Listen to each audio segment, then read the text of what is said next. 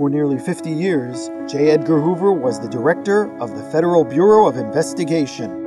It is my belief that when a man becomes a part of this bureau, he must so conduct himself as to eliminate even the slightest possibility of criticism as to his conduct. Serving under 7 presidents, he was considered to be the most powerful man in America.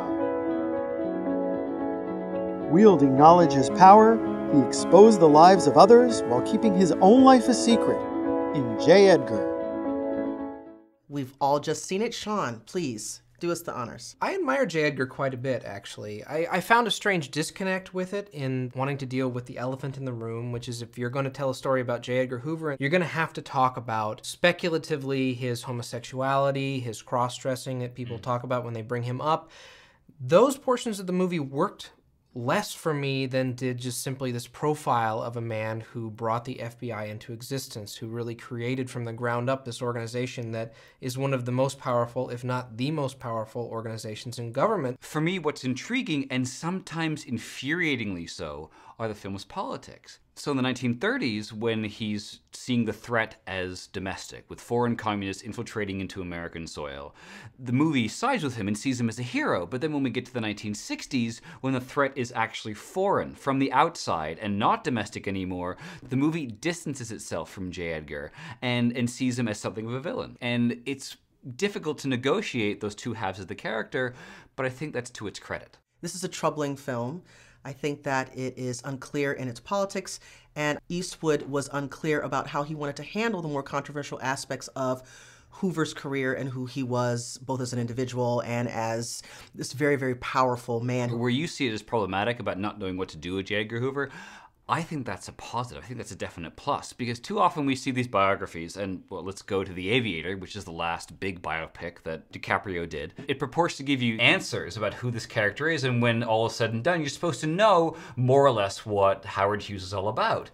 In J. Edgar, by contrast, you're never really sure, because this is this deeply conflicted character. On the one hand, he could be very charming, very affable, but in a sort of snake-like kind of way, and then drop of the hat could be cold. Leonardo DiCaprio, who plays J. Edgar Hoover here, I think that he shows all sides of the J. Edgar Hoover character. He shows an awful lot of charm in this relationship with both Clyde Tolson and with Naomi Watts' character, who's his personal secretary. He also shows this side of his character where he can completely get rid of people. You know, I want to have nothing to do with you anymore. He's able to corral all of those emotions and all of those different ideas of this J. Edgar Hoover character and display it on screen in a way that's very satisfying. Don't get in the car. You can walk back. Edgar, we have lunch. We don't miss lunch, no matter what, remember? You pulled away from me in there.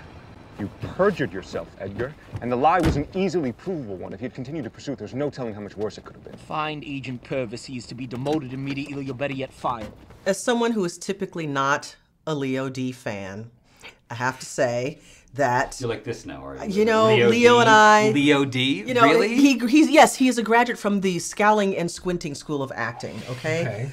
And it's like, here's my performance in The Departed. Here's my performance in Hoover. Oh, come on. No, seriously. Very distinct. You like that? You like that? Look, as a tiny-eyed man myself, I appreciate it. I'm just saying. And I think that... I smile and my eyes disappear. It's a thing. And I have to say, here it really worked for him. Despite being buried under God knows how much makeup, I did see a performance from Leonardo DiCaprio that I actually applaud and I appreciated, especially in his younger moments. He carried this idealized notion of I am this defender of America very well without overblowing it. Another performer is Armie Hammer, who is in The Social Network. He plays Clyde Tolson, who is speculatively J. Edgar Hoover's lover. I actually thought Armie Hammer was quite good in this movie. He shows talent here he didn't show in this one. Yeah, but can you really talk about his performance? It's all swallowed up by that makeup. There's something life-masky and rubbery about his... Right. You don't get really any access to him as a performer, because when he plays old, he plays like Michael Myers face mask old. What do we think about Clint Eastwood as a director with this material? Is there anything to talk about? One of the problems with Eastwood today is that he is very much like the Hoover character, which is he was right on target during a particular period of time, but as we progressed as a culture and society, I'm not sure Eastwood kept up with that. I think that he still remains in a very kind of idealized early America perception of this is good and this is evil. and he doesn't handle complexity and subtlety and shading as well as something like this film could have benefited from. Well, it's certainly a complex movie about a complex character, so I think we should take it to a vote. We don't end up with solid, firm answers about its character.